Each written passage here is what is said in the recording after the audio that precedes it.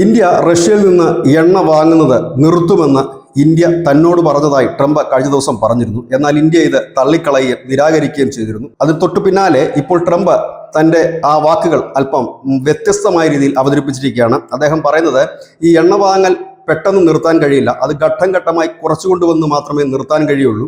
അപ്പോൾ ഈ വർഷം അവസാനത്തോടു കൂടി അത് നിർത്തും എന്നാണ് താൻ കരുതുന്നത് എന്നാണ് ഇപ്പോൾ അദ്ദേഹം പറയുന്നത്. അതായത് ട്രംപ് ആയതുകൊണ്ട് പിന്നെ ആർക്കും ഈ ഒരു കാര്യത്തിൽ ആർക്കും സംശയമോ പരാതിയോ ഇല്ല. കാരണം ഇന്ന് പറയുന്നത് നാളെ മാറ്റിപ്പറയും. ഇന്ത്യ ഇപ്പോഴും ഇന്ത്യയുടെ നിലപാട് ദേശീയ താല്പര്യം സംരക്ഷിക്കാൻ തങ്ങൾ എണ്ണ വില കുറഞ്ഞ് ലഭിക്കുന്ന രാജ്യങ്ങളിൽ നിന്ന് വാങ്ങും എന്നാണ് ഇന്ത്യ അടിക്കടി അറിയിച്ചിരിക്കുന്നത്. ഇതിനിടയിൽ ട്രംപ് പറയുന്നത് റഷ്യയും ചൈനയും തമ്മിലുള്ള ബന്ധത്തിന് കാരണം ഒബാമയും ഒപ്പം തന്നെ ബൈഡനുമാണ്.